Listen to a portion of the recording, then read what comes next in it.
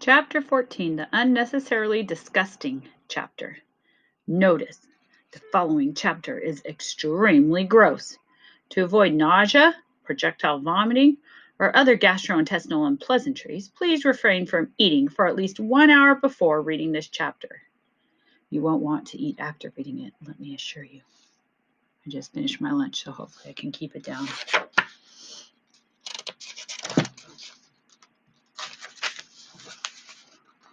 All of the fourth graders were cheering and petting Sulu as the classroom door slowly opened. A greenish, glistening behemoth entered the room. That's not a word I use very much. Filling the air with sounds of grinding metal gears and wet, gooey, bursting bubbles. Some of the girls screamed. Some of the boys did too. "You guys are so immature," said the horrible beast. At once the children recognized the terrifying creature that stood before them. "Melvin!" they cried.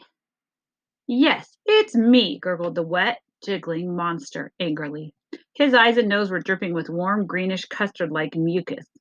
His robotic arms were caked with massive globs of crispy, shimmering snot.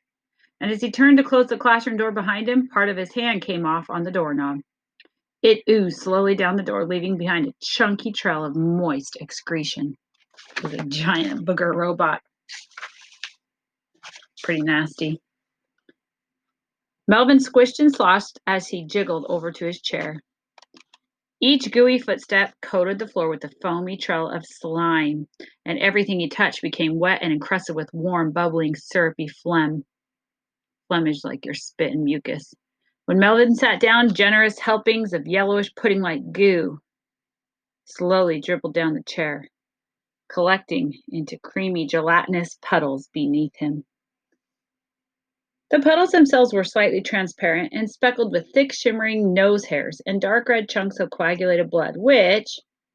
"All right, already," yelled George to the narrator. "Enough with the descriptions. You're making us all sick." "Thank you, George," said Miss Ribble. "Now, Melvin, why don't you tell us all what happened to you?" "Well," said Melvin, "I tried to combine myself with a bionic robot last night, but I accidentally sneezed at the last second." "So you got combined with a robot and boogers?" asked George. "Yeah," said Melvin, "but don't worry. I'm building a Separatron 1000, which will reverse the effects and turn me back into a boy again. It'll just take 6 months to finish."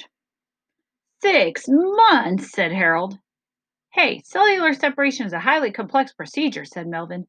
"It's not like building a robot. It takes time."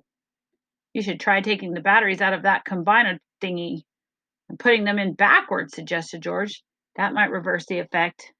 Melvin rolled his thick, bubbling, crust-covered, infrared eyeballs. "That's the dumbest thing I ever heard," he gurgled. It was really gross. 6 months to get back to normal. Chapter 15, The New Melvin. You might think that turning into a bionic booger boy was the worst thing that could ever happen to a kid, but it wasn't all bad. Believe it or not, there was actually a positive side to being a lumbering loogie lad. For instance, Melvin now won every football game he played because no one wanted to tackle him. And when he served at volleyball, nobody on the other teams wanted to hit the ball. They didn't want to hit it back because it's covered in boogers. Besides being the school's new sports star, there were other perks too. Melvin never had to wait in line at the drinking fountain anymore.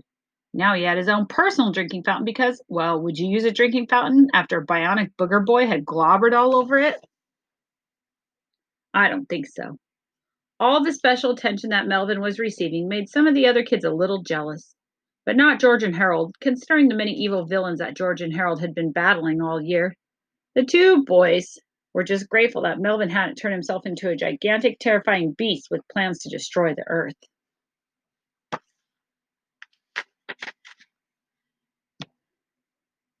"It could be a lot worse," said Harold. "At least Melvin's not a terrifying evil villain." "Yeah, you're right," said George. "I can't think of anything that could turn Melvin into a terrifying evil villain." The next chapter is called The Cold and Flu Season. So wait to find out what happens to Booger Boy Melvin.